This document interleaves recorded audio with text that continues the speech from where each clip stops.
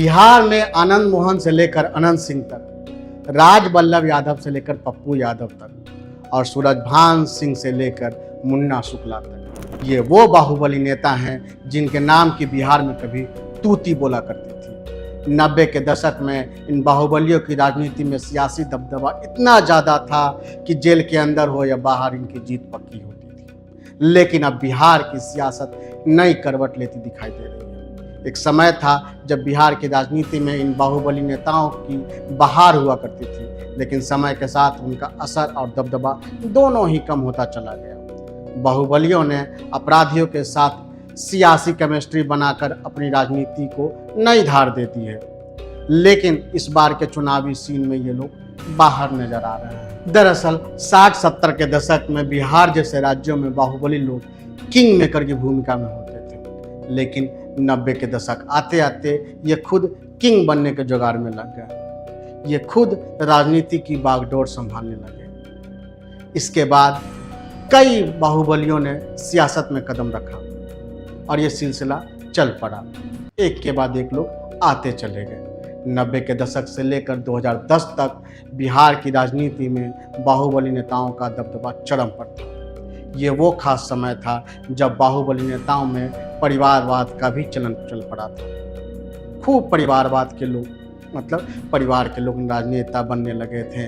बाल बच्चा, बेटा बेटी ही, पति पत्नी ही फिर नेता बनने लगे। बाहुबलियों के ही परिवार के लोग आने लगे थे। बिहार में आनंद मोहन, अनंत सिंह, सूरजभान सिंह, शहाबुद्दीन, राज बल्लभ यादव, प्रभानाथ सिंह, रामा सिंह, मुन्ना शुक्ला, सुनील पांडे और पप्पू यादव जैसे बाहुबलियों की राजनीति में सियासी दबदबा कायम था।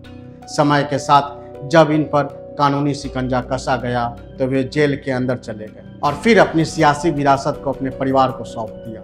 लेकिन 2025 आते आते इन बाहुबलियों का किला अब ढहता दिखाई दे रहा है, क्योंकि चुनाव के सियासी चर्चाओं में इनके नाम तक बाहर हो गए हैं। सबसे पहले बात करते हैं आनंद मोहन सिंह। बाहुबली नेता और पूर्व सांसद आनंद मोहन की पत्नी लवली आनंद जदयू से सांसद हैं और उनका बेटा चेतन आनंद 2020 में आरजेडी से विधानसभा पहुंचा, विधायक बना। मतलब एक ही परिवार के दो लोग दो नावों पर सवार हैं। लेकिन इस बार की सियासत से ये आउट होते दिखाई दे रहे हैं, क्योंकि सियासी गलियारे में इनके नाम की चर्चा होती नहीं दिख रही है। और वहीं दूसरी तरफ आनंद मोहन की बाहुबली छवि के कारण नीतीश कुमार जैसे बड़े नेता भी सियासी मंच पर उनके साथ कुर्सी शेयर तक नहीं करते हैं, वो उनसे बचते हैं। वैसे आनंद मोहन की 80 और 90 के दशक में जिस तरह से राजनीतिक जलवा था वो फीका पड़ रहा है। शिवहर के आसपास के इलाके में आनंद मोहन का राजपूत समुदाय के बीच बहुत ही मजबूत और एक दावेदार के तौर पर नेता माने जाते थे, वर्चस्व माना जाता था। उनका वर्चस्व कायम नहीं दिख रहा है। कहते हैं कि 90 के दशक में तिरहुत डिवीजन का सियासी मिजाज आनंद मोहन ही तय किया करते थे, लेकिन अब स्थिति बदल गई है। एक डीएम के हत्याकांड में उन्हें उम्र कैद की सजा हुई थी, जिसे माफ़ किए जाने के बाद अब वे जेल से बाहर आ गए हैं। लेकिन अब किसी भी पार्टी पर इनका दबदबा नहीं रहा। वे अपने किसी परिजन को ताल ठोक कर उतार नहीं सकते और ना जिता सकते हैं, क्योंकि 2020 के विधानसभा चुनाव में आनंद मोहन ने अपनी पत्नी लवली आनंद को सहरसा से राजद के टिकट पर मैदान में उतारा था, लेकिन उनकी पत्नी को हार का सामना करना पड़ा था। अब बात करते हैं बिहार के सबसे चर्चित नेता बाहुबली अनंत सिंह का। बिहार के मोकामा क्षेत्र में एक समय ऐसा था जब अनंत सिंह के नाम से ही लोग कांप जाया करते थे। इनका दबदबा मोकामा से लेकर मुंगेर तक कायम था।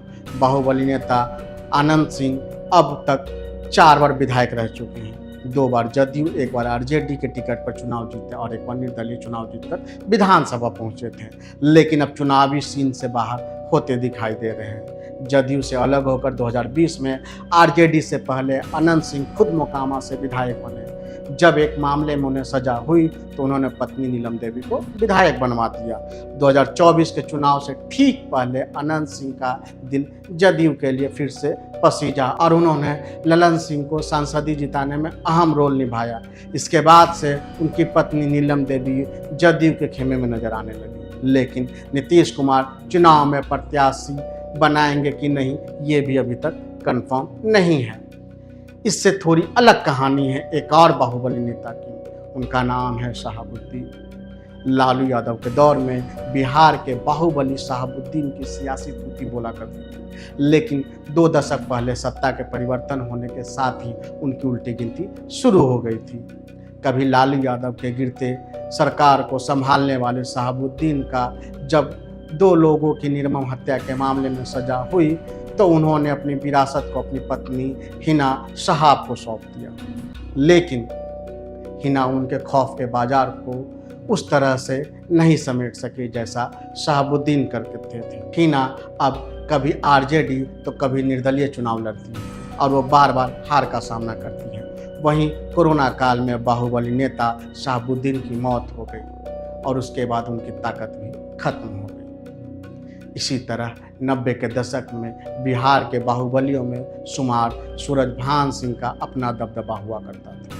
वे कई छोटे मोटे बाहुबलियों के गुरु भी कहे जाते हैं। सूरजभान सिंह मोकामा से विधायक रहे और मुंगेर में उनकी पत्नी सांसद रही है। सूरजभान सिंह को एक हत्या के मामले में सजा हुई है, इसलिए वो खुद चुनाव नहीं लड़ सकते हैं। वहीं मुंगेर क्षेत्र में ललन सिंह और अनंत सिंह का दबदबा बढ़ने से सूरजभान सिंह पर इसका असर पड़ा। हालांकि फिलहाल सूरजभान सिंह का परिवार चिराग पासवान की पार्टी एलजेपी-आर में है, जबकि मुंगेर सीट पर अनंत सिंह की पत्नी नीलम देवी विधायक हैं और वो आरजेडी से तौबा कर जेडीयू की सपोर्ट में खड़ी हैं। ऐसे में मोकामा सीट से एनडीए के टिकट पर सूरजभान की पत्नी वीणा देवी को मौका मिलेगा या नहीं, अनंत सिंह की पत्नी नीलम देवी को मौका मिलेगा, ये तो आने वाला वक्त बताएगा। लेकिन फिलहाल बाहुबली सूरजभान सिंह का सियासत का सियासी दाव साख पर है। इन्हीं की तरह रसूखदार बाहुबली एक और नेता है, नाम है सुनील पांडे। बिहार के बाहुबली नेताओं में सुनील पांडे की गिनती होती है। एक वक्त था जब भोजपुर के इलाके में सुनील पांडे के नाम से लोग थर-थर काँपा करते थे, लेकिन अब मामला डमाडोल हो गया है।